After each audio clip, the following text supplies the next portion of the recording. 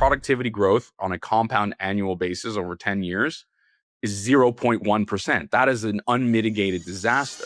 The relative distance between Canada and the United States will get wider before it gets closer. In my view, I think we've already had a major currency debasement. Canada's currency is basically at like a 10 or 15 year low, all-time low basically versus the Swiss franc. I'm not saying that that's going to happen here, but I'm just saying it should absolutely be a major, major red flag. In my view, they're good, which is good for Bitcoin. If there's anything in this world that people want to pull down, it would be Bitcoin. And the fact that it has survived such intense scrutiny, that alone to me is fascinating in like a very positive way. Meet Rich Diaz, global macro strategist at IceCap Asset Management and razor-sharp co-host of the Loonie Hour, always wielding hard-hitting stats. In this episode, Rich breaks down the economic outlook for Canada and the US and why they're rapidly diverging. So in 2015-16, the US's GDP per capita continued to rise and Canada's basically flatlined. Which reckless policies are destroying the money? They're going to run inflation hot, so currency is going to go down. And battle-tested strategies to protect yourself. Read between the lines. I think you have your answer. Plus, Rich drops a surprise story of how he used Bitcoin as money well over a decade ago. If you know, you know. The reason I bought a Bitcoin was to transact in the Bitcoin.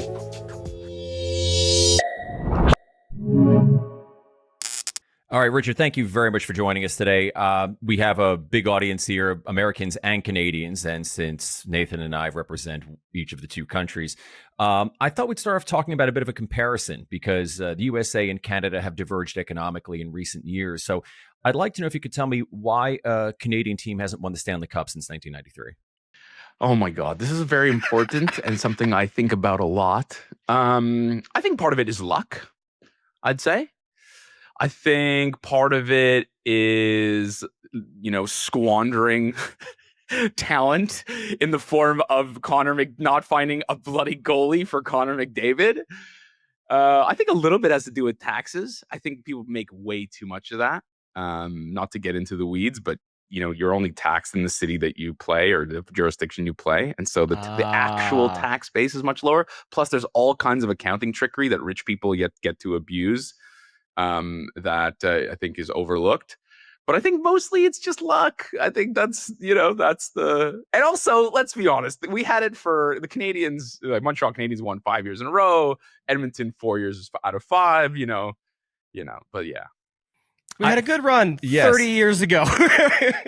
I love that you actually gave me a serious answer to this. Thank you so much. I take hockey very seriously, bro. I know you're a Habs fan. Right? Yes, sadly. And well, not sadly. We're going to do well this year, I think. Maybe. I think so. And Patrick Waugh, MVP, 1993. I was like really a little bit too young to fully appreciate it. But I had really a lot of this. The reason I love the Habs is the lore that my father would like.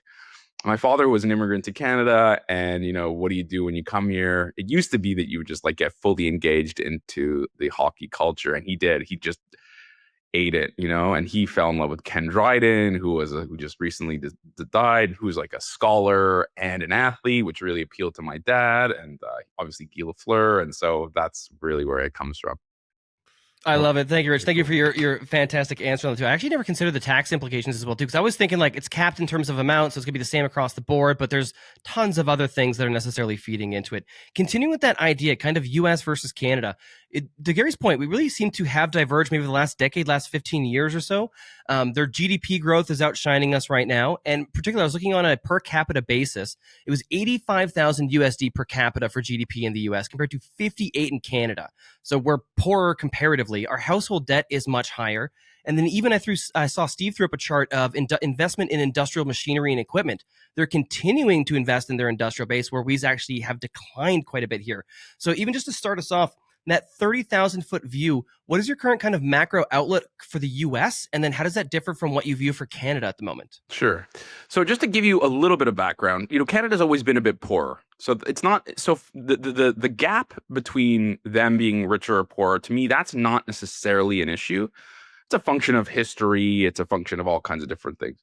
And your number that you're thinking about is really important. And sorry for the context, but from 1994 to 2015, the rates of change in GDP per capita were lockstep. So even though Canada was a bit poorer, we grew in line with America.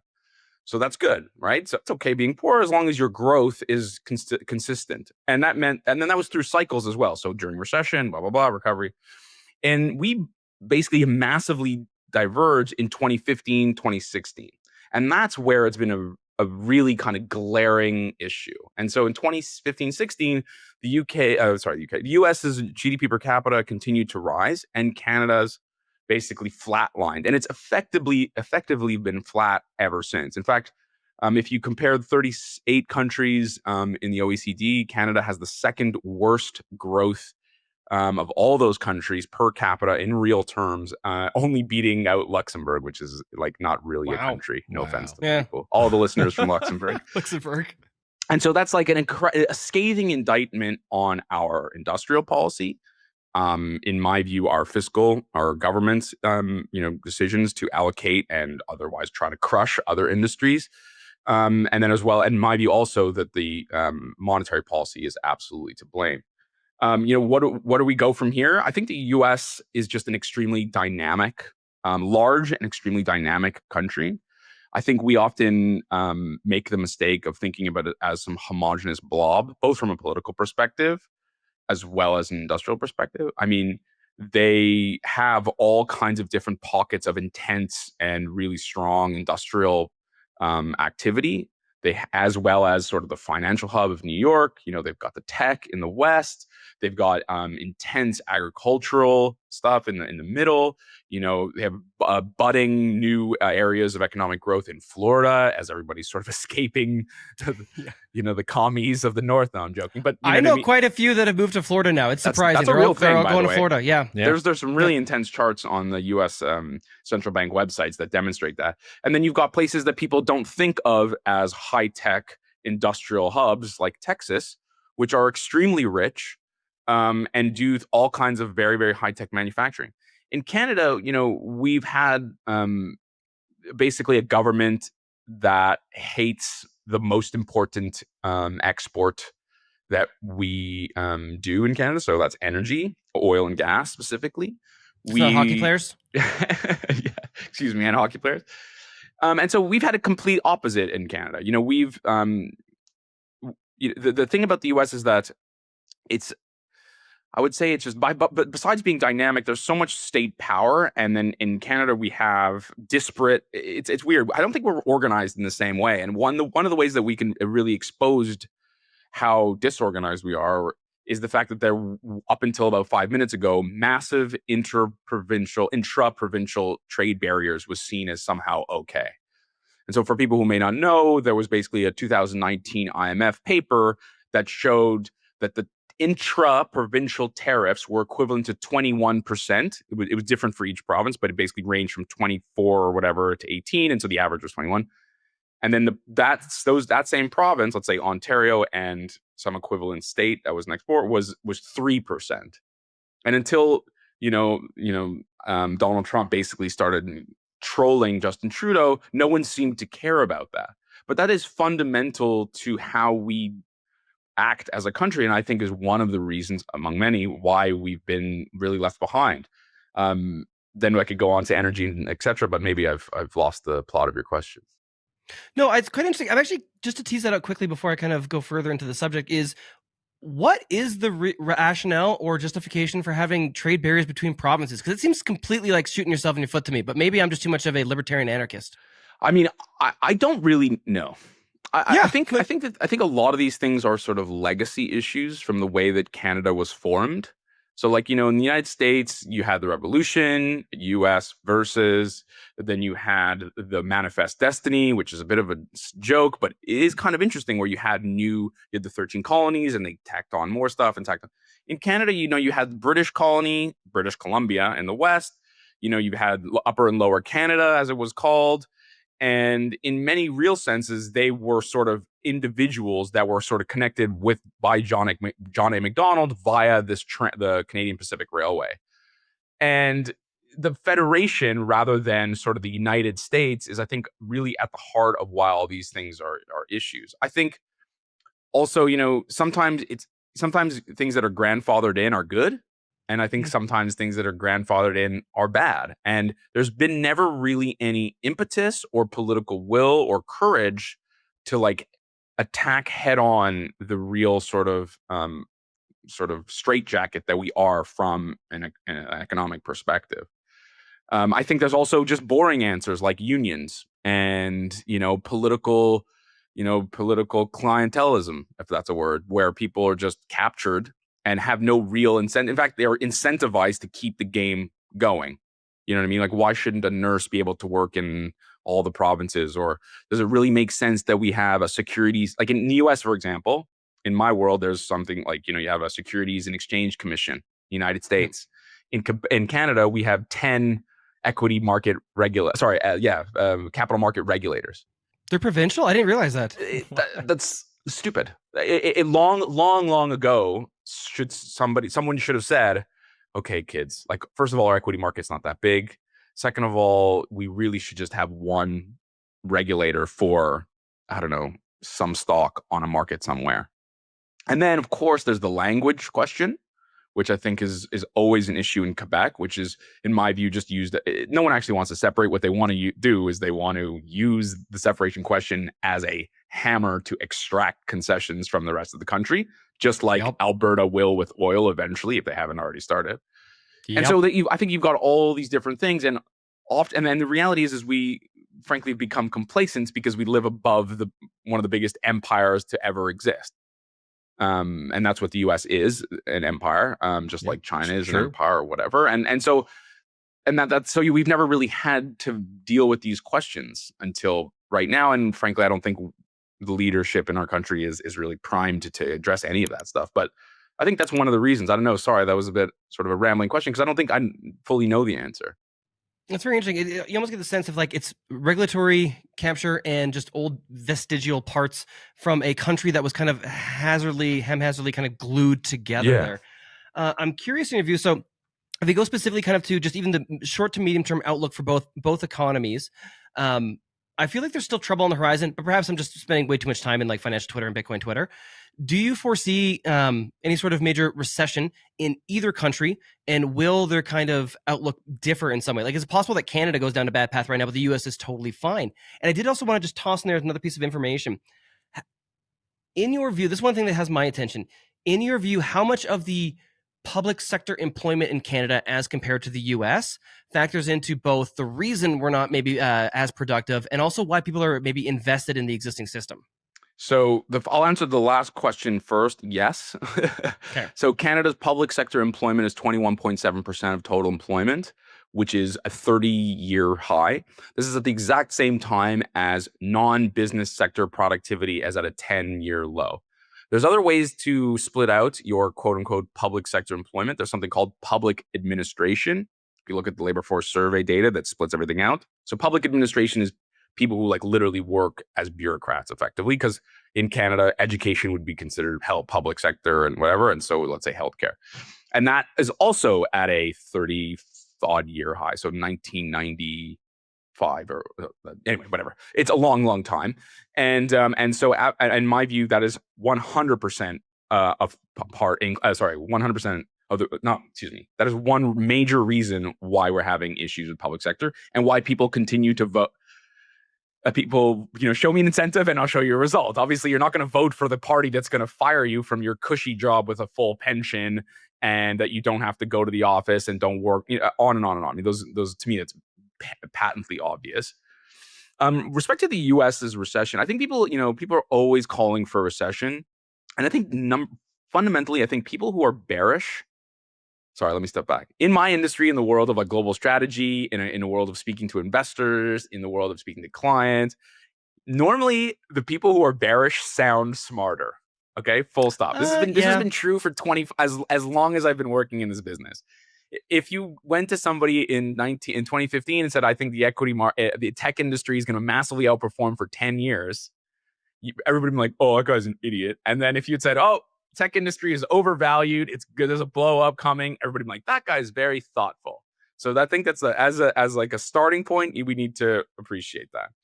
Now, is the US going to sort of head into a recession? I think the answer is in some industries, I think they already are. But as a whole, that remains unclear. And why do I say some industries? If you look at the National Association of Home Builders Index, it's as low as it was during the COVID trough. Wild. Whoa. So that's an index for basically confidence and and home building activity. If you look at, so that's one. If you look at trucking and freight, that series is off. If you look at, if you look at delinquency rates for credit cards for low income people, that's at basically an all time high. If you look at the split between high wage earners and low income earners, that's low. The confidence about finding a new job, that's starting to worry people. There's the jobs, survey, that's also starting to worry people. You've had declines in year-on-year employment growth in Nevada, which is sort of a bellwether state because it's a hyper luxury good to go blow your money on. It's like expensive entertainment, etc. If you look at certain house prices in certain jurisdictions, fine. So that's all sort of the negative. But if you look at the other parts, you look at PMI services, so Purchasing Manager Index service for services, that's doing okay.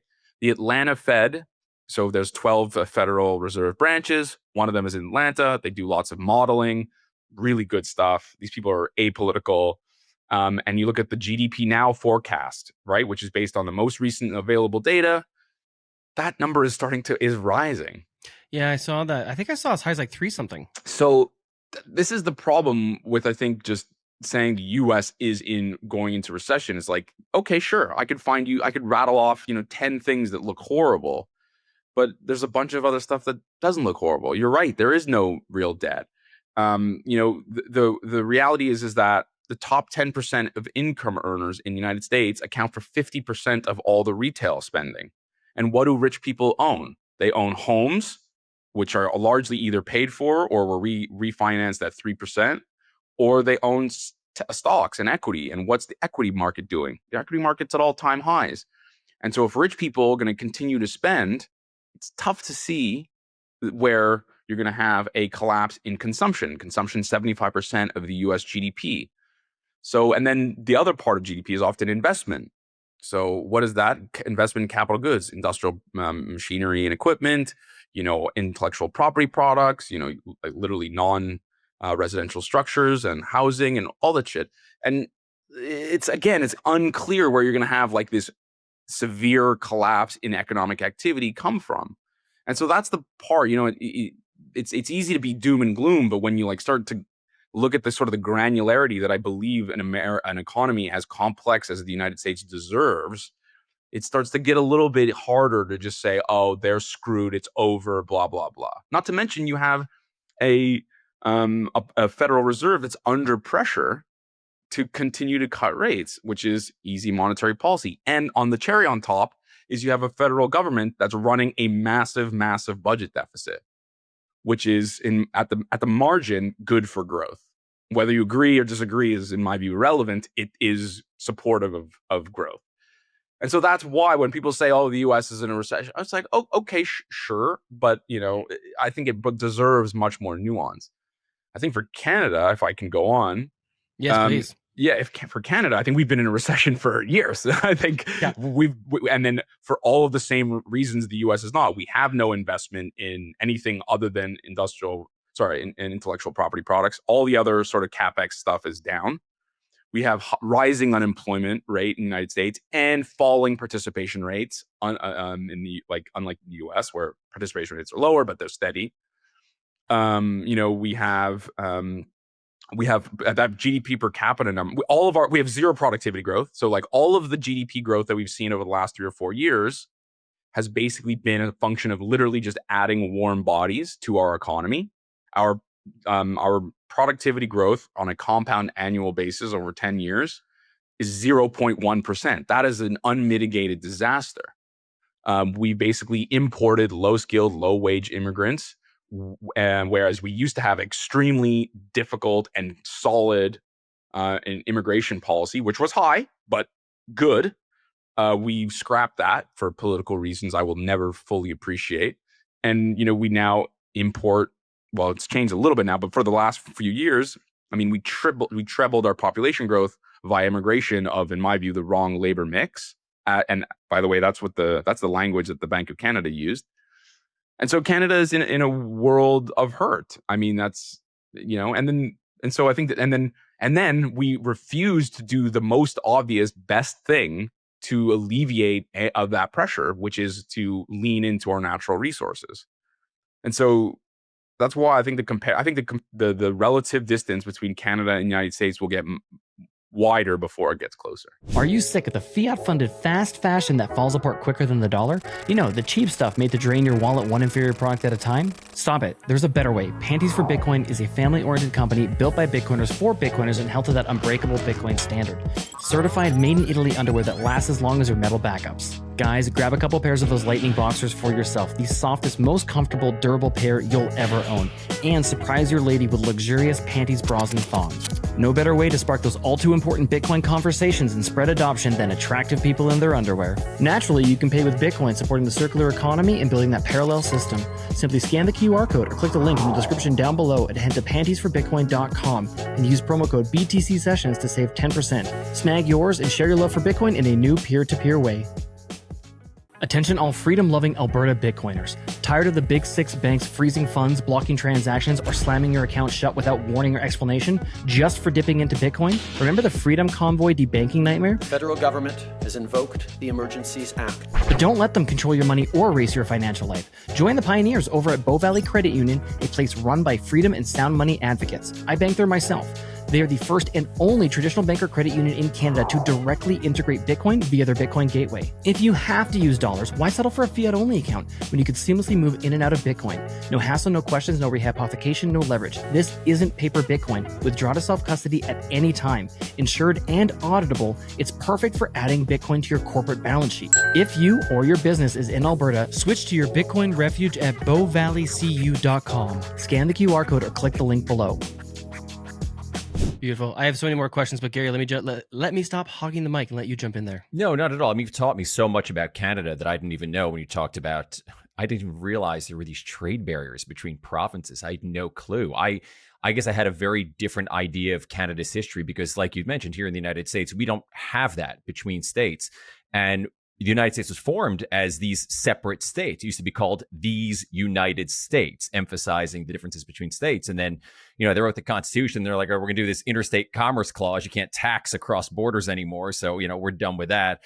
And of course, side note, that's now used to justify everything. Like, oh, if you grow a tomato plant in your backyard, that somehow indirectly impacts interstate commerce, the federal government can regulate your tomato plant. So that's a whole other issue. But we said, hey, we're not going to have taxes between states anymore. So that I was under the impression that the idea of these separate states was a much stronger phenomenon in the USA than in Canada, but I guess I'm wrong. No. These provinces have their own very much identity and like, all right, we're going to be separate from you guys. I'm learning something here. So big picture, we're saying that Canada doesn't have productivity growth. You're talking about all these industries in the United States.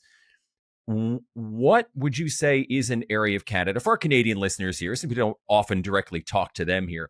What's an area of Canada that is just ripe for a productivity explosion, but it's just being held back? And I ask that because I feel like there's so many people in Canada. They're smart, industrious. Some of the funniest people I know are Canadian. It seems like you guys should just be banging, and you're not. Where could this growth be unleashed, and how could it be unleashed? I think two, in my view, the screamingly most insanely obvious things are a natural resource sector, so oil and anything you can pull out of the ground. Crucially, including the processing of that stuff, which is a hugely highly value-added component, and then manufacturing. So let's start with manufacturing first. Canada used to be one of the best, one of the top 5 competitive. Like when they rank competitiveness of your manufacturing industry, Canada used to be in the top 5. We have since completely fallen off. We're in the, I think we're 22 or 25 or whatever. That's a subjective ranking, but think about how crazy that is. So out of the 160 odd countries that we count, Canada used to be top 5. Now we're in the middling 20s, and that decline is meaningful. Because there's less people in it, and what's important is that it's iterative. So if you you never get things back. So when you lose a manufacturing industry, is quite painful. Whereas if you continue manufacturing, those manufacturers get better and better, and then there's compounding stuff to that.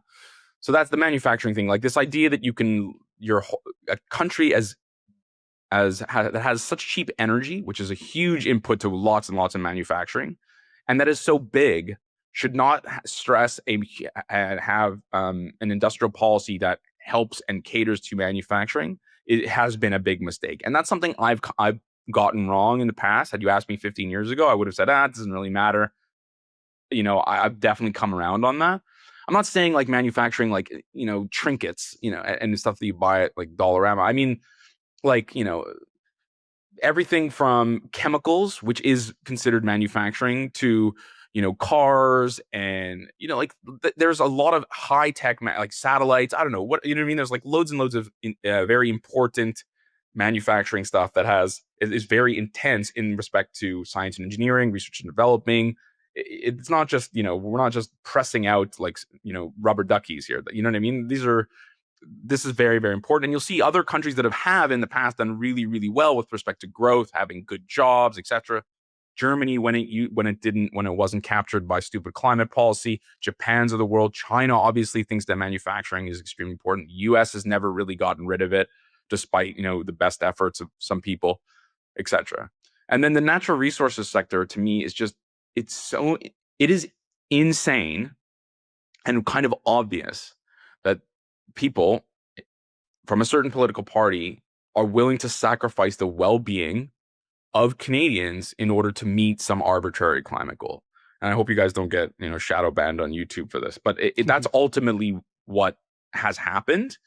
And I'm so happy that the Overton window has changed. That's a phrase I learned just a couple months ago, so I'm overusing it. Oh, okay. Nice. But yeah, Canada has the third largest reserves in the world. We only consume about 2 million barrels of oil a day. We produce about 5. That's with, by the way, almost zero new investment into that space. The break-even rate of a barrel of oil sands used to be $75 in 2015 or 2010 or whatever. Now it's like $27. Oh wow! Just think about how crazy that is. Then there's all this, then there's the natural gas piece, which is incredible, right? One of the reasons the United States has been able to sustain its manufacturing sector is because they've been able to basically produce lots and lots of cheap energy in the form of natural gas, which is what you basically need effectively. Either coal or natural gas, but they're more or less a one-for-one substitute. But they've been able to, thanks to Barack Obama and fracking and whatever, you've basically been able to distribute loads of cheap natural gas, which has basically been able to keep these energy-intensive manufacturing businesses alive. I submit to you Germany, which has been the total opposite. Energy prices went through the roof, and manufacturing has basically collapsed. Certainly, energy-intensive manufacturing has collapsed in Germany. And so Canada, and then the other piece that Canada has is we have virtually every single rare earth and critical mineral. I always get those two screwed up. And then the key thing is not enough to just pull it out of the ground. We need to be able to process it, which is extremely dirty. Canada genuinely cares about the environment, so that's a good thing. But it's also extremely energy intensive. Well, we have an abundance of base load energy in the form of good nuclear, good hydro, good natural gas, and coal is like whatever. We don't use that anymore. But so we have the things that you need to produce the products that people desperately want. But we have a government that is dead set on not allowing any industrial growth. They've made it very clear in the form of repeated legislation, the changes to the Impact Assessment Act in 2019, the C48, the anti-tanker thing, obviously all the pipelines that they've sort of kiboshed. Then there's C69. I mean, there's a bill in the books that basically doesn't allow an oil company to say that natural gas has 50% less emissions than coal, because apparently that's against the climate gods and what. I mean, it's bananas, right? So but you have that on and on and on, and the problem people think it's not just one thing. It's you layer on more and more regulation, and then you have America literally next door, which has an open capital account. So if you're some rich guy in Toronto and you're like, oh, I want to invest in a business, you just go to your bank, beep, boop, boop, and your money's in New York, and then you're investing in a natural gas pipeline that's filling up a industrial manufacturing warehouse or what, you know what I mean?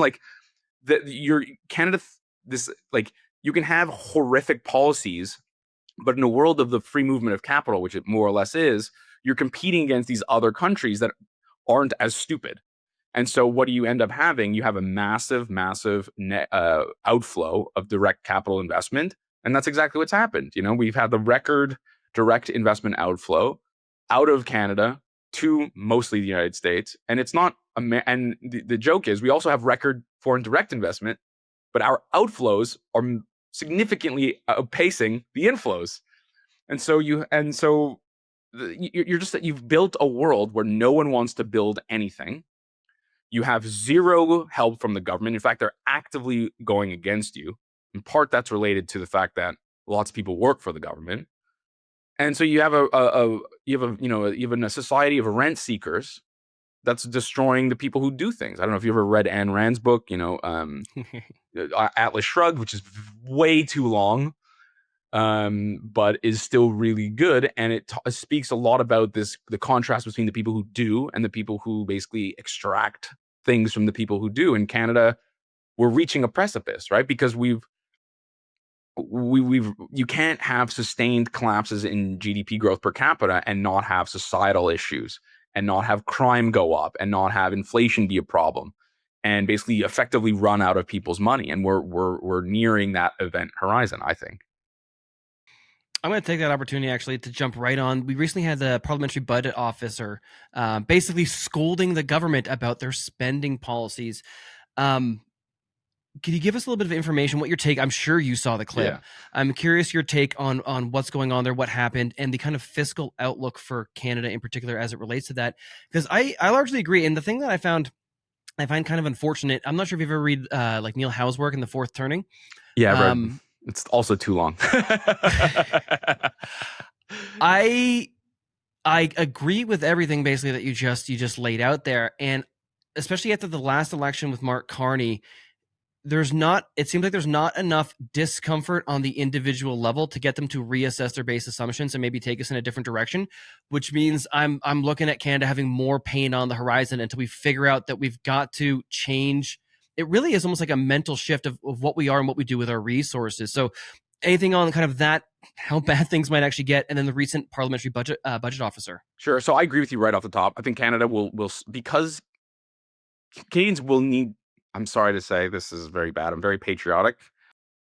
Canada will need to suffer more pain before we realize that what we're doing is wrong. I think of it as a drug addict. You go to jail, you cheat on your girlfriend, you get locked out of your apartment. That's not enough. You run out, you go bankrupt. That's not enough. Eventually someone throws you in jail and then you know what I mean? I mean, I'm exaggerating. Maybe it's a stupid analogy, but Canada hasn't bottomed out yet. Ironically, the reason I think we almost never will bottom out is because we produce so much oil, which sustains our current account balance, which allows us to basically muck about in other areas. We're like a trust fund baby. We are like literally, Canada's a trust fund baby that instead of like going to college and becoming a doctor and then, whatever, and then like contributing back to the world, we spend all of our winters in the Alps doing blow and our summers in Miami. Whatever. And so you go bankrupt, that's not enough. And then you know what I mean? I mean, bottomed out yet. We have the potential to do so much more. But that's what I'm saying. Like, I grew up around a lot of rich kids, and there's good rich kids and there's bad rich kids. There's ones who have a chip on their shoulder who really want to contribute, and ones that are basically loaf about and don't do anything. And unfortunately, Canada has been, well, both in the long history, but in the recent history, we've been really sort of the bad one. But back to the so your point about not feeling enough pain is absolutely right. The Parliamentary Budget Officer thing is really fascinating. So for the American listeners who may not know, Canada has something called the PBO, which is the Parliamentary Budget Officer. That was modeled off of something you may know, which is the Congressionary Budget Officer. And they obviously produce forecasts that they're meant to be apolitical, independent. And I genuinely believe that in both countries, there are a huge amount of people, nerds, who genuinely care about being apolitical and independent. And I think one of the things I don't like about the current administration is his attack on those types of people. There are people out there who just want to get the numbers right and don't really care about the politics. And I believe genuinely that that's true in Canada, and I believe it to be true in the United States. Of course, there's always bad actors, etc. But on the whole, and so this gentleman came out. He's the interim guy, by the way. They fired the other one because he didn't play ball, which I think is also not good. So we have that in common as countries. And he came out and basically said the words like stupefying and shocking. And what's really interesting is that this is a summary of the fiscal outlook. So we're actually, this is sort of, he's sort of prepping people for what's going to happen. He doesn't have the full view of, of the data. This is based on clearly the data, the sort of the material, non-public information that they have. And it's also the other thing. So for example, it doesn't include defense spending because we're not, so that's if it's going to be 5%, which is total bullshit, it's never going to get that number. But if it's going to be hugely important, then that wasn't included. And the other thing that's really important is these guys never predict recessions, which is fine. I don't believe that they should. It's not in their business to predict if the economy is going to slow down or whatever. Well, I was going to say these models are always static. They're not dynamic models. And if you and I defend that. People say, oh, they never predict recession. I'm like, you're getting into the business of predicting recessions. That's like a whole other. Yeah, agreed. Listen, in the perfect world, he would know exactly what was going to happen, and then he would model the fiscal. But who knows? Yeah. So that in defense of that. So, but the point remains that this whole forecast is based on sort of real GDP growth of 1.2% in 2025. Okay. 1.3 in 2026. Okay. Who knows what's going to happen in 2027? I'm looking at it now. That's why I sound like I know the numbers. And then the key thing was the unemployment rate. So that I was like, okay, that was crazy. So 7.2 in 2025. It's already 7.1 and the year's over, basically. And then it's 6.4 in 2026. And I was like, I'll take the over on that. And so the reason that's fundamental to the question is that even in that scenario, which I would argue is a benign economic outlook, bad, but relatively benign, you have a situation where we have, 60 odd billion a year, 65 billion a year for the next whatever. And that our debt number. So, and he used the words unsustainable, stupefying. What was the other one he said? Shocking. Very concerning, I think was his direct quote. He said, people should be very concerned. And for a gentleman who I'll give him the benefit of the doubt and say he really just wants to get the numbers right. And I don't think he's political, or else I don't think he would have worked that job for 17 years or however long he's worked it. That's insane. Like this is house on fire stuff. And one more thing. And it reminds me of in March of 2024, the deputy governor of the Bank of Canada wrote a speech called Time to Break the Glass. Oh, I've screwed up the name of the speech. But anyways, it was basically like, time to break the glass, understanding Canada's productivity or something like that. Shit, I should know the name of the speech. But March 2024, Google it. It's Carolyn Rogers, who's a big crush of mine if you've paid attention to Loonie Hours. No. I'm going to look her up now. Continue. Look it up, Gary. And she wrote a speech basically that Canada was in a productivity emergency and that we needed to change. We need a better labor mix. We need more investment. We need to improve competition. We need to exploit our natural resources. She lays out the things that are wrong in Canada. And when people in those positions, whether it's an auditor general, whether it's a central banker, whether it's this guy who's the Parliament budget officer, when they use words like emergency and unsustainable, fucking hell, man, we gotta listen to them, right? Because they're not in the business of you and me, and no offense, but it's not Tucker Carlson who's trying to get clicks and ratings. These people are ultimately quite boring and vanilla milk toast. And so they're just numbers guys. And so when these people use that language, and I just think we should be extremely sensitive to not only the actual numbers, but the language in which they use. Imagine mining Bitcoin cheaper than buying on an exchange with direct payouts hitting your wallet like clockwork. SAS Mining makes it real. You own the rig, no gimmicks. It's your asset pumping out Bitcoin every single day. No markup on hardware or electricity. They get paid when you get paid, fully aligning incentives. Mining Bitcoin below exchange cost is a great way to DCA your stack. It's so simple, anyone can do it. No tech skills required. You get white glove support and education, a rig performance guarantee, plus it's powered by 100% carbon-free energy prioritizing renewables. Ready to take control of your Bitcoin future? Visit sasmining.com by scanning the QR code or clicking the link in the description down below to book a free consult and start mining today. Rich, would it be am I hyperbolic in thinking that obviously things are dynamic and people will change and respond, and again, as pressures or things get worse, people will react in kind, right? But if we were just to take this out linearly, would that mean, because it was rising debt to GDP, would that eventually just lead to like currency collapse? Like if nothing changed, but I'm well aware that things will change, people will react. It's already happening. Canada's, in my view, I think we've already had a major currency debasement. If you look at basically, let's say, the U.S. and Canadian dollar generally, that Loonie Canadian dollar and then U.S. dollar exchange rate basically just tracks like some part of the yield curve. And people will argue with me with this, but the chart's very clear. It basically just tracks the 5-year yield curve, which includes some kind of term premium, a little bit of growth, a little bit of inflation, and then obviously the decisions or not of the monetary policy. And so if that spread gets wider, it's bad for the currency. If spread gets more narrow, it's better for the currency, whichever way you plot it. I have lots of charts, so people come at me, I'm happy to share them. And then relative to other current countries, it can be as a collective, it's often determined by the price of oil, which is our most important export. It's 30% of our exports. It's a massive accretive and sustainable inflow of hard currency. But what we're seeing is Canada's currency is basically at like a 10 or 15 year low against all-time low basically versus the Swiss franc.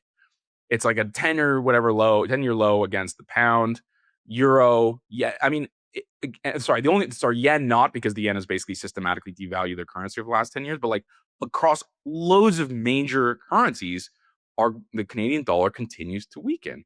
And it makes sense, like we have outflows, we have zero productivity, we have continued to tack on debt, and the real risk to further declines in our currency is if foreign investors basically start to bail, right? Because that's the other end. There's the capital account. Sorry, there's the current account, which is, exports of goods and services, and then sort of inflows or outflows of, like literally dividend payments or whatever.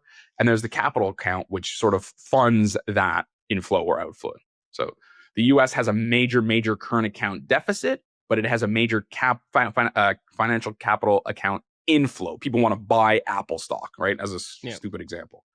In Canada, we've had relatively stable current accounts. So there's no real outflow because of oil, thank God. But the problem is that loads of foreigners own our bonds. And so what? Really? Yeah. So I think it's like 42%. I think it's like the highest it's been in a long time. So I'm looking at it right now. Yeah. So record exposure to non-resident investors. So shares of outstanding bonds is 42%. Sorry, I'm cheating because I'm looking at the chart. But that's crazy. And that's basically the highest it's been since 1990, which is where the data starts. And so back to your point about whether it's unsustainable, like if foreign investors start to say, man, these guys have lost the plot. Not only do they not want to exploit the natural resources, not only do they not want to deal with these systemic constraints to industry and growth, they're now going to spend with reckless abandon with no real plan as to how to get this back on track. And that's what the guy says, by the way. What if they start selling our bonds? And if they start selling our bonds, then trust me, the currency can fall much further, and our oil won't be able to do enough heavy lifting to save us. So, Richard, I have to ask, you've talked about before how you still haven't hit rock bottom yet. Unfortunately has to get a lot worse for Canadians before it can get better, before you'll have some fundamental systemic change with the state, the reins they put on production, trade, taxes, regulatory barriers. And while we wait for that rock bottom to hit, people can't find a way to produce and increase their wealth. Given that we're probably not going to have those changes for a while, what can the average Canadian do to maintain and increase their wealth? And why is the answer Bitcoin? So that's a leading question. And as a regulated financial service company, I will refrain from answering that directly. But I will say that what we should expect is continued more bullshit from the federal government. So they're going to continue to spend money they don't have.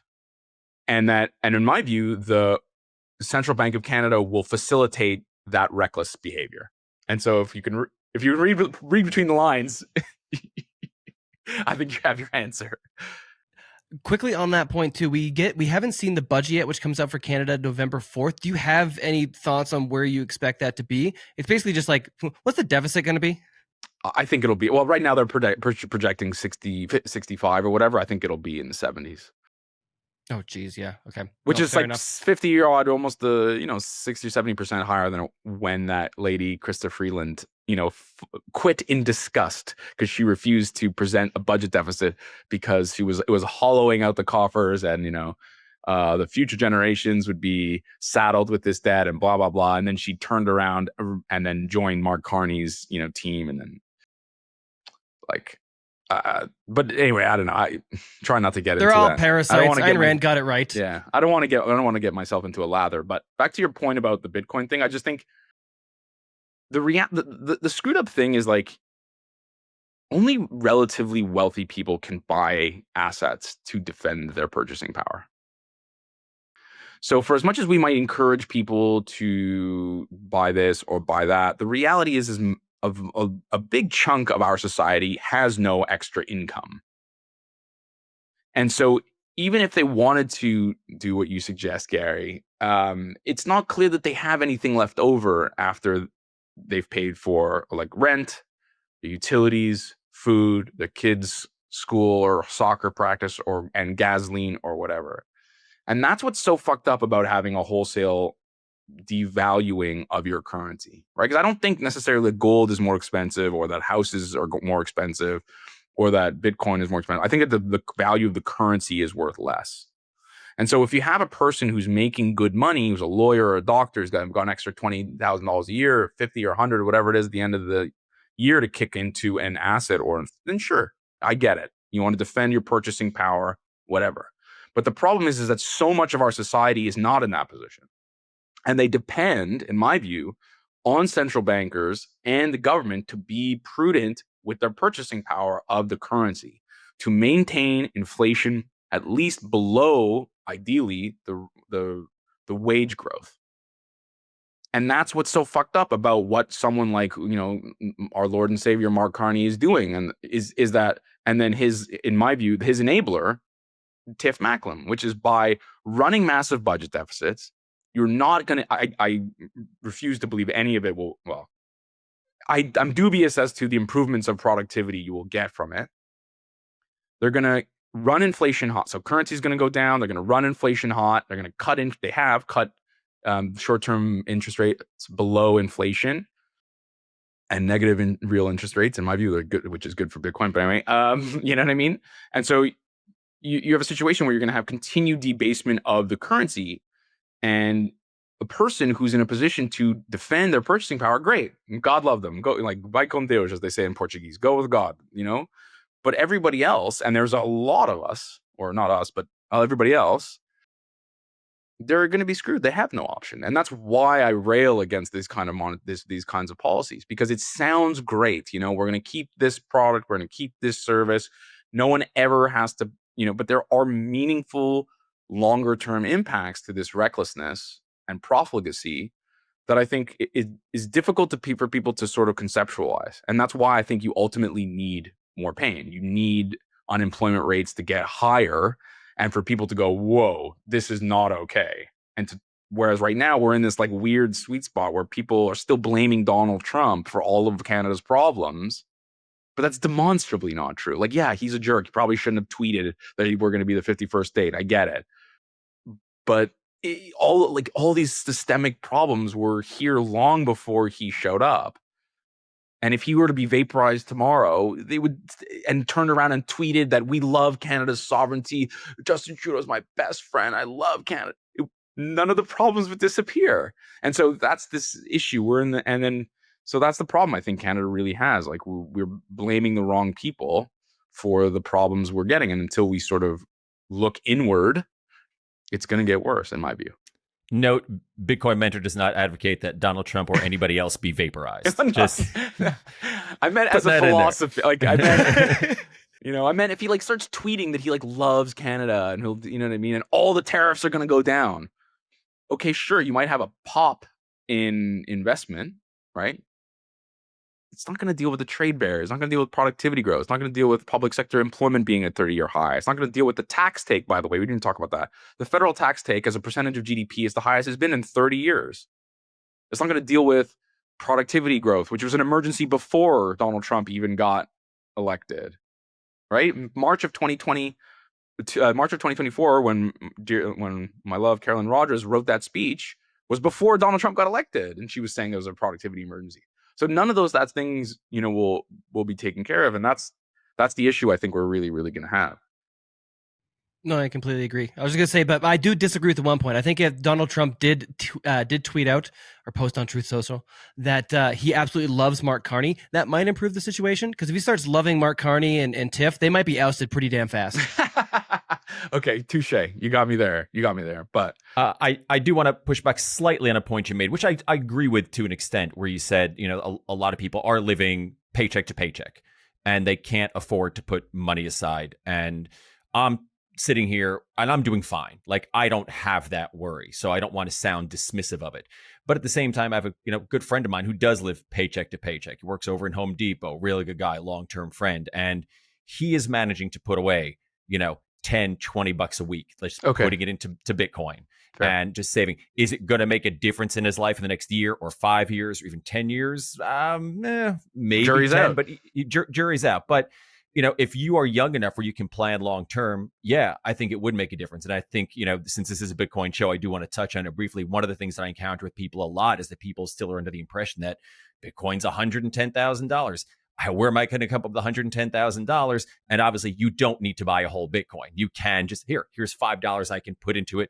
And I do think most people can afford to put $5 or $10 away. Yeah, maybe you might go without eating out that night. And it's easy for me to say because I'm in a situation where I can eat out anytime I want, even though I don't. It's not my thing. But there's certain sacrifices people in third world countries are able to put a little tiny bit away, even to some degree.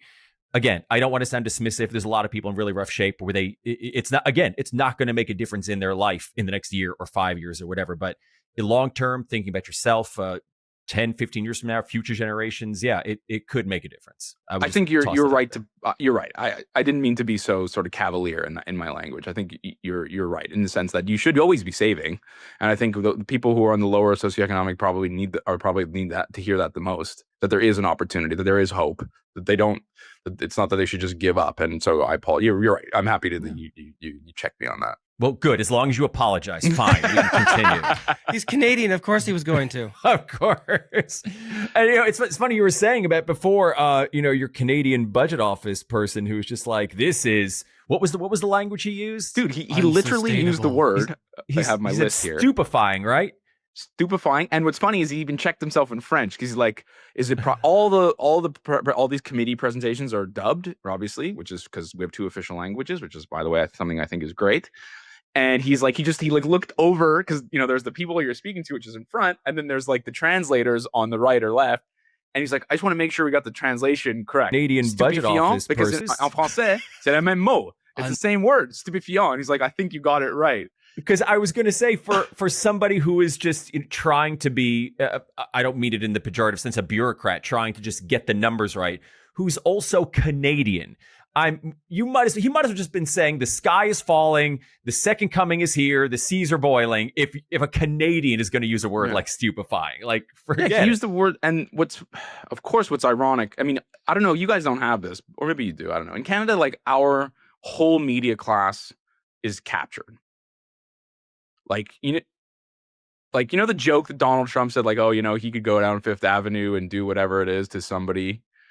In Canada, the Liberal Party could do whatever they want, and the CBC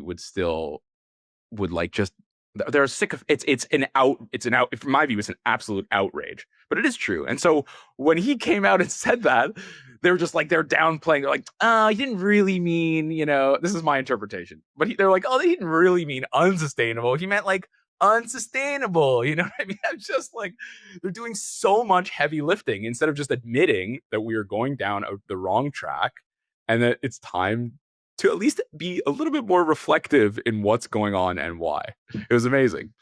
No, I completely agree. And you're right to that point. Well, think about all the like ethics violations and like scandals that came up under Trudeau, and they just skate right on by them. Like the media is completely captured in Canada. I think that's also one of the reasons that you see a difference kind of in outlook or even philosophy on how to deal with the situation or even the truth of the situation is because the media in Canada is so absolutely captured. I want to pivot for just a little second too. We did touch on Bitcoin. I want to talk a little bit more about your thoughts on Bitcoin, but kind of sound money as a whole. And to Gary's earlier point, at least one of the, if we can convince, because really right now, savers are losers. If you're saving in Canadian dollars, you're just getting wiped out every year, right? And that's the really, really harsh reality of it. But to go back to a savings mindset, whether you were to use gold or real estate or even stocks and equity or Bitcoin, if you get yourself in that sort of savings mindset with something that will at least retain its purchasing power, that can have really good long-term benefits and just the way it changes your behavior and moves you forward. So I want to get the touch on, we're going to do Bitcoin for sure, but even just first and foremost, I think the most recent IceCap market recap touched on real estate. What is the state of the real estate market? And we did hint at things not great in the US. I think it's worse potentially in Canada. And then gold is ripping at all-time highs, which actually has me concerned because I usually view gold as almost like an insurance policy rather than an inflation hedge. So dealing with our classic sound money camp, thoughts on where real estate currently is, gold, and Bitcoin. Yeah, so Bitcoin, I have views on it. I think it's cool. I think it's amazing technology. I think the thing I don't want to do is I don't want to like opine on something that I just don't fully understand. I think that where I've really sort of come to admire it in a sense is how, if there's anything in this world that people want to pull down, it would be Bitcoin. And the fact that it has survived such intense scrutiny, that alone to me is cause for like not joy, but like that is fascinating in like a very positive way. And the reason I bring that up is because the next piece is gold, and I think you're right. So if you watch like gold and Bitcoin, obviously the delta is slightly different, but they have generally moved in tandem, and I think it's a function of this sound money principle. I think you're 100% to be right to be worried about the speed, direction, and sustainability of, so far anyway, of the gold rally. I think that is not a good thing. Like, it's a good thing if you own it, but like as a existential view, if you like a liberal democracy with some flavoring of capitalism, that move is an indictment on what's going on at the policy level. Yep. Full stop. I've read a lot of economic history books, and I'm obsessed with history. Full stop. You have moves in any currency, or sorry, not currency, but anything like anything like that, whether it's seashells in, I don't know, fucking in the Mayan empire or whatever, you know what I mean? Like anytime you have moves in, here's a better example, the move of silver during the Spanish Empire in the 1500s. Silver was relatively stable as a currency, and then all of a sudden it started to fall precipitously because obviously they started to extract shitloads of silver from Peru and Venezuela and all these other places. And so that move would have been like, whoa, hold on a second. There's something. And then within 100 years or so, I'm sure there's other things involved, but basically Spain's empire was bust. And so I'm not saying that that's going to happen here, but I'm just saying it should absolutely be a major, major red flag. With respect to the housing market in Canada, I think the problem we often do is we think of Canada's housing, or any country's housing, as some homogenous blob. And that's just not true, right? So as a stupid example, rents in Austin, Texas, I just know because Austin, Texas is something I always keep an eye on. My friend lives there, so I'm sort of predisposed to look at that market. But rents have been falling for years. It's because there's lots of people going, lots of rich people going there, but also they have an extremely liberal construction policy. And so you basically, within 5 minutes, you can basically dig a hole and build a house and whatever. And as a function of that, rental prices have been falling for years and years and years and been relatively stable relative to income. And so it's difficult to look at, and then homogenous. It's nice to look at like the headline house price number or index, but often you're missing sort of the forest for the trees. And so in Canada, that's a perfect example. So there's jurisdictions like Quebec, God love Quebec City. I don't know if you guys aren't familiar. There's all kinds of separatist bullshit that hangs over us in Canada. But the fact that Quebec City and Montreal have seen house prices rise, it was remarkable, right? Like people still climb, but it's true, it's happening. Whereas Toronto, Kitchener, Waterloo, all these like sort of secondary cities and tertiary cities have had significant declines in house prices, especially if you adjust for inflation, 40%, 50%. And so Whoa. that's the thing we're seeing in Canada. You have to be sort of careful about lumping it all in together. What kind of risk does that have for the banking? Because I would imagine that with the big six banks, that the majority of their asset side of the balance sheet is mortgages. Yeah, it is.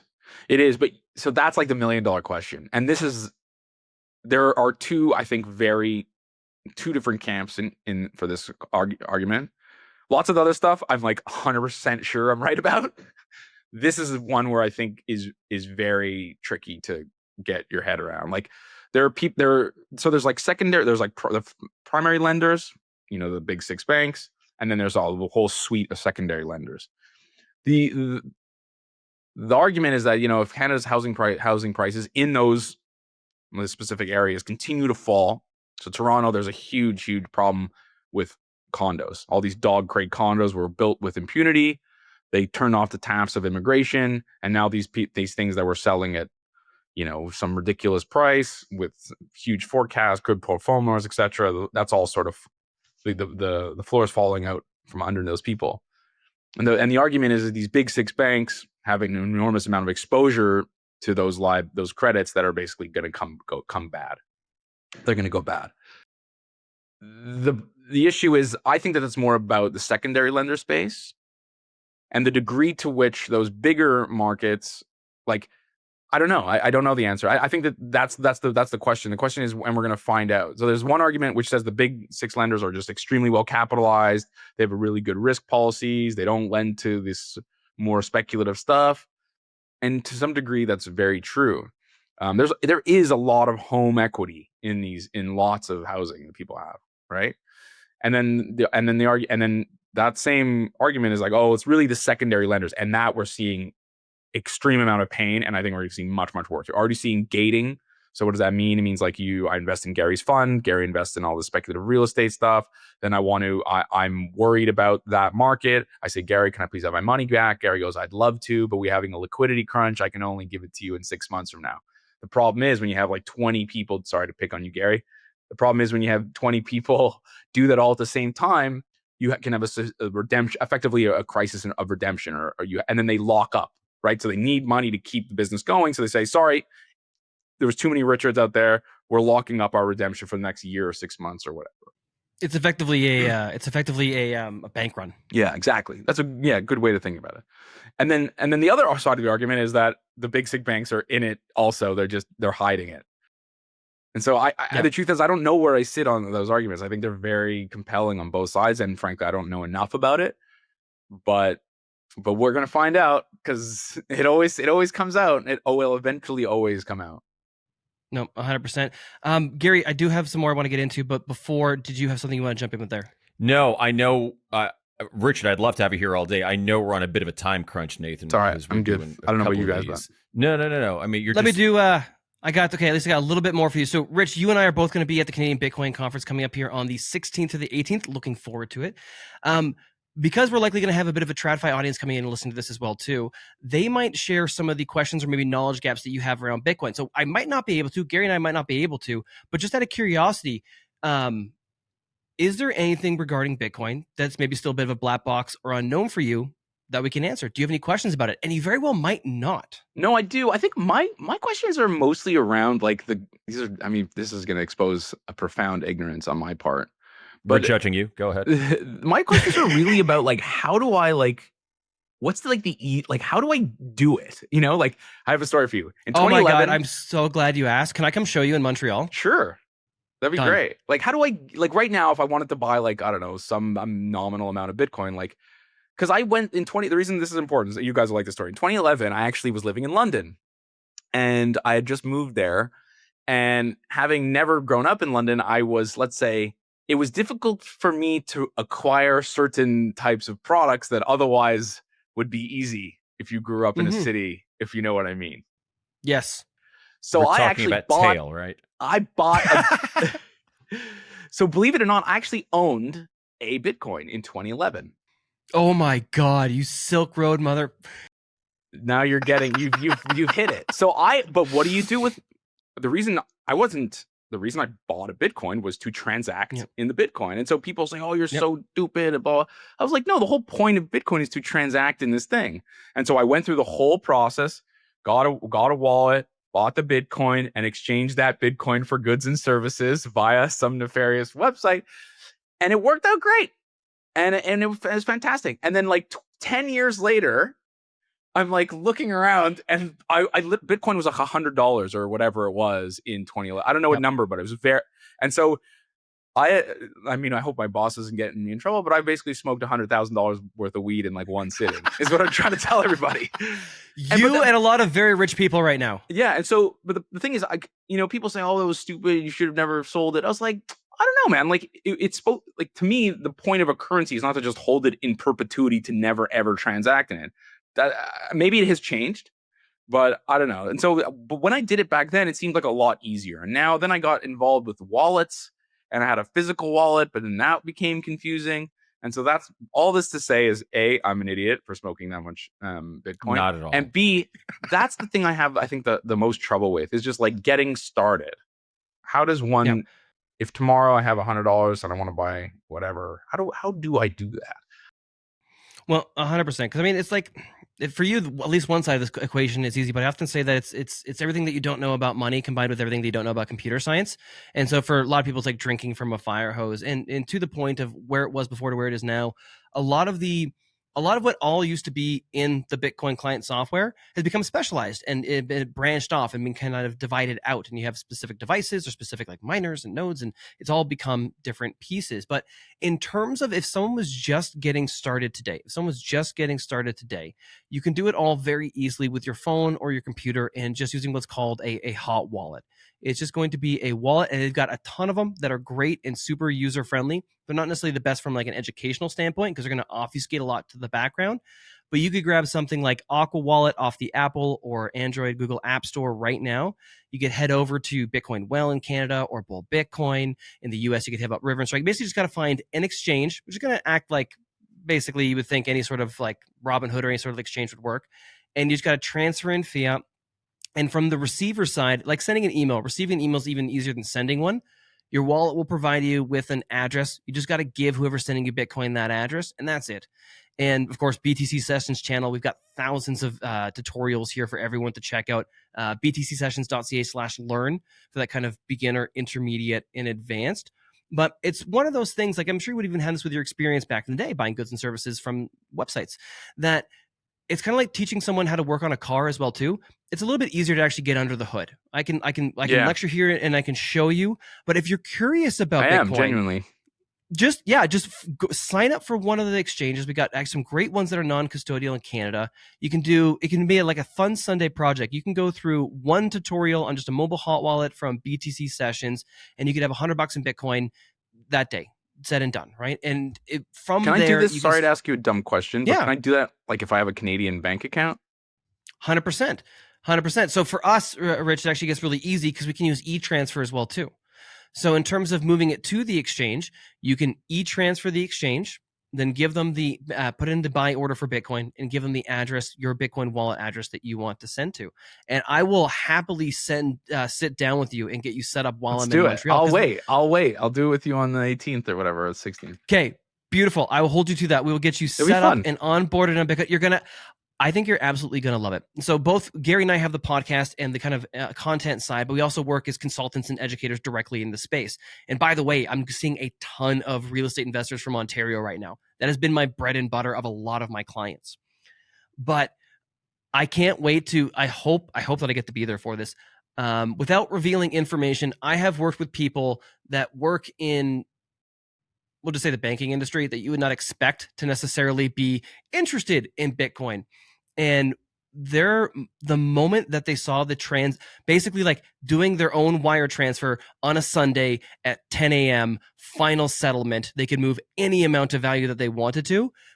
Their immediate response was, this is going to kill the banking industry. Like they were blown away that you could have a final settlement in that short of time of your own control 24/7. And I hope that maybe you'll have maybe some of those little kind of like aha moments as we're going through the setup.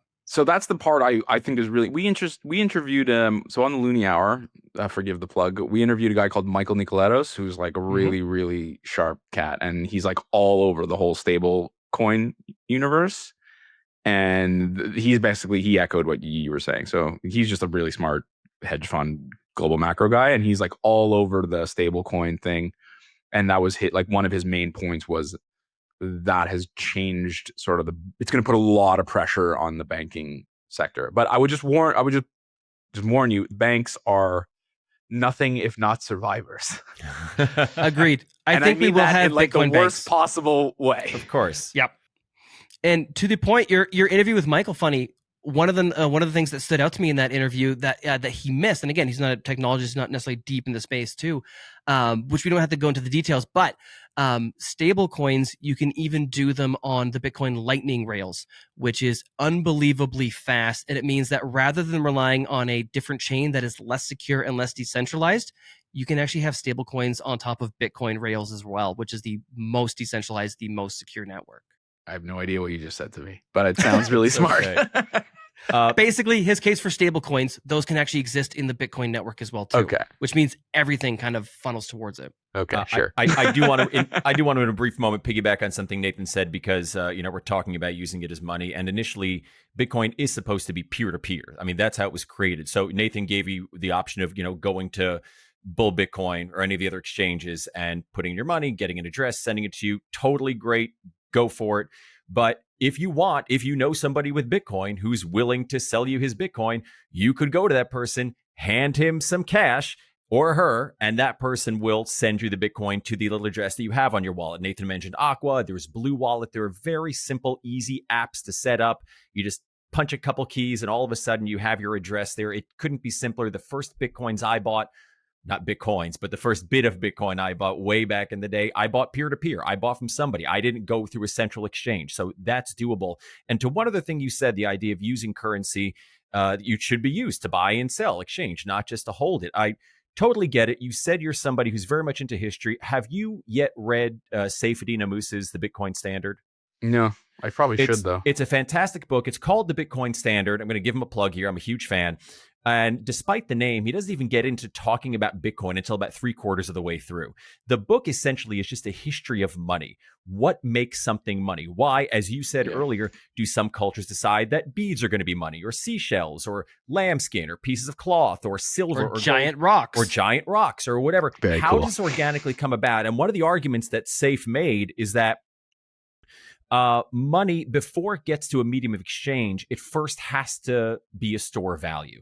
It first has to get to a point where people put more and more energy, wealth into it, where it becomes so big, essentially, that you don't feel like, oh, if I hold on to it, it's going to still skyrocket in future years. You have to sort of reach that equilibrium point where holding it is just as good as spending it. And then it turns into that medium of exchange and ultimately unit of account. But we're nowhere close to that yet. So while it's commendable that people do want to use it as a medium of exchange, and of course, BTC Sessions is very big about circular Bitcoin economies and using this medium of exchange, it's probably not going to get to that point nationally or globally until we kind of get it up to that amount where people say, all right, it is so expensive now, it is worth so much that I don't need to put money in and feel like, well, if I spend it, I'm losing out on the 20% gain I can have 2 years from now. So that's a bit of a ways away, but that's how money grows, any money. And it's a great book to read if you ever have a chance. I will read it. I literally just clicked and bought it. I have a thought experiment question for you.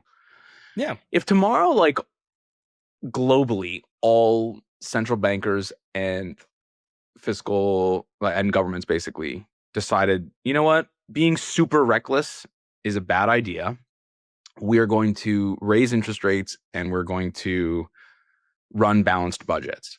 Do you think that would be good or bad for the price of Bitcoin? In the short term, I think very bad. Okay, cool. Okay. But let me just say if I think that's going to happen. No. No, it's not going to happen. And I think I could speak for Nathan as well, and Ben and everybody else in our organization. We wish that would happen. Yes, I mean, it would probably hurt my investment in Bitcoin, sure. But if that meant a better, more fair world for everybody, where you don't have all this malinvestment and politicians, bureaucrats are responsible in keeping the value of these fiat monies stable where it's just not constantly losing value all the time because they just print it. That would be a wonderful world to live in. It's never going to happen. Well, not this century, maybe. I would argue never, because the human incentive would never allow it. Politicians need to stay in business. Enough blood in the streets, and people tend to run. Maybe. I just don't think it would last. I think you might get like maybe a generational period where people, get back to sound money again, but it doesn't last. I'm sorry to say. I don't think. Maybe I'm wrong, Nathan. I'll leave it to you. I think it's highly cyclical. I think that the reason people like my mom are so intense about inflation is because she grew up in it. Yeah. My mom was born in 1950. She was 30 in 1980. She doesn't tolerate. Now she's a boomer with assets, so she doesn't give a shit about inflation. But you know what I'm saying? Like, whereas like our generation, we're watching the debasement of our currency live. You can bet your bottom dollar we care about inflation. And so whereas 100%. children, so I think it's highly, highly cyclical, but in general, I'm very sympathetic with your view, Gary. And that's why I asked the question, right? Because if you ask me, Rich, do I think that they're going to have a come to Jesus moment in the next, 10 years? No, absolutely not. No. Until there's a war, which is, some kind of global conflict, or some real, and listen, I'm not a warmonger. I just think these are sort of inevitability if you look at history. Unfortunately, until there's some real schism that full scale changes the psychology people have with respect to their governments and their responsibility to keep money sound. I think it won't change. So without making the case, I made the case. Beautiful. That is the perfect place to wrap it. Rich, tell me where everybody can go to check you out, check out the Loonie Hour, all that fun stuff. Sure. So we got the Loonie Hour podcast that comes out every Friday, and that's just me, Keith Dicker, and our host Steve Soretsky. We've got the IceCap Canadian Market Wrap, and that's a weekly vignette, short. Maybe not fun, but definitely informative, and to the point, certainly. And that's sponsored by my company, which is IceCap Asset Management, which is more of sort of an old style asset management business for, and we've done super, super well. We're doing really well because we speak to people plainly about a lot of the concerns that you raise on your show. And we try very hard to sort of do the old way or old school way of preserving capital. And there are numerous ways to preserve capital in our space. They just take a little bit more imagination than what you might find at a normal bank or normal asset manager. Hey, you. Yes, you watching the Bitcoin price movements and the latest exciting news. It's awesome to stay informed, but the real power of Bitcoin comes from taking control. Don't just watch, take action. Head over to btcsessions.ca/learn for free step-by-step tutorials that guide you through every major skill you need to know, plus full video playlists for deeper dives on any topic you like. And if you're ready for the ultimate fast track, scroll to the bottom and check out bitcoinmentor.io for premium one-on-one experience with my team of Bitcoin experts to ensure you get it right the first time. Don't wait. Secure your Bitcoin future today. Hit the link in the show notes or scan the QR code on the screen. If you enjoyed this episode with Rich Diaz, please do like and subscribe, and check out the previous episode with billionaire Grant Cardone on the future of Bitcoin and real estate.